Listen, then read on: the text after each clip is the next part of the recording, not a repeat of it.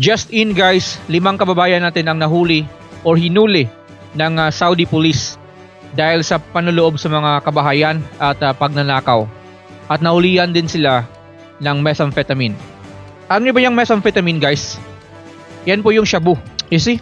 Dito sila nagasik ng lagim sa Middle East. Sa ibang bansa pa talaga sila nagasik ng lagim. Akala ko ba ang pinunta niyo dito ay pagtatrabaho para maghanap buhay kayo? Pero hindi.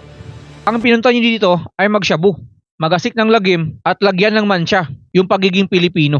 Nakakalungkot lang isipin na karamihan sa ating mga kababayan dito, tayo, nagtatrabaho tayo ng marangal, nagtatrabaho tayo ng sasakripisyo at inalagaan natin yung pagiging Pilipino natin. Kasi iniisip natin yung kapwa natin Pilipino na pag gumawa tayo ng ganitong mga kasalanan ay nakakahiya. Hindi lang sa sarili natin, hindi lang sa pamilya natin, kundi nakakahiya, nagagawa ka ng kabulastugan dito, di ba? Nakakalungkot lang isipin na yung iba nating kababayan hindi nag-iisip ng ganun. Hindi nila iniisip yung mga ganung kasing bagay. Akala ko ba pumunta kayo dito para magsakripisyo para sa pamilya ninyo, para magtrabaho, pero hindi. Dito pa talaga kayo nagshabu. Bakit wala na bang source sa Pilipinas? Dito nyo pa napiling magshabu? Ipapahiya pa ninyo ang kapwa ninyo Pilipino dito? Hindi, kasi totoo naman guys, kahit kayo, tanungin ninyo yung mga kakilala ninyo na nagtatrabaho dito sa Middle East. Kasi halos dito, kadalasan talaga, nag-stereotype ng mga tao, nag-generalize ng tao. Tanungin ninyo yung mga kakilala ninyo na merong mga boss, mga amo, kung anong pag-uugali yung meron sila.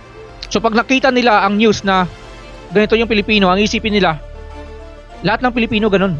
Magnanakaw, gumagawa ng krimen, nagsashabu, nanloloob ng bahay.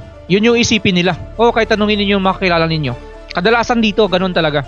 Hindi nyo man lang inisip yung kapakanan ng mga kapwa ninyo Pilipino dito na nagtatrabaho ng marangal, inaalagaan ang pagiging Pilipino. Hindi nyo man lang inisip yung sarili ninyo, yung mga pamilya ninyo sa Pilipinas. Oo, nandun na tayo sa part na talagang mahirap mag-abroad, mahirap magsakripisyo. Mahirap naman talaga. Pero sana tiniis ninyo.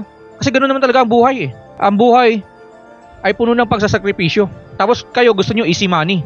Gagawa kayo ng kasalanan, madadamay pa ninyo ang kapwa ninyo Pilipino dito. Nakakaya kayo Brad, sa totoo lang.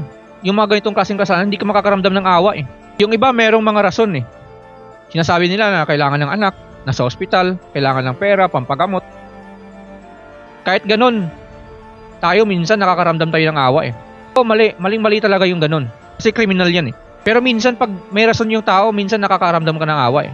Pero sa ito, sa 5 ito, putya, makakaramdam ka ba ng awa dito? Hindi na. Lulong sa droga . Biruin mo na hulihan ng shabu. Abay ang tindi niyo Brad. Bakit wala na ba supply sa Pilipinas? Dito pa talaga kayo nagshabu.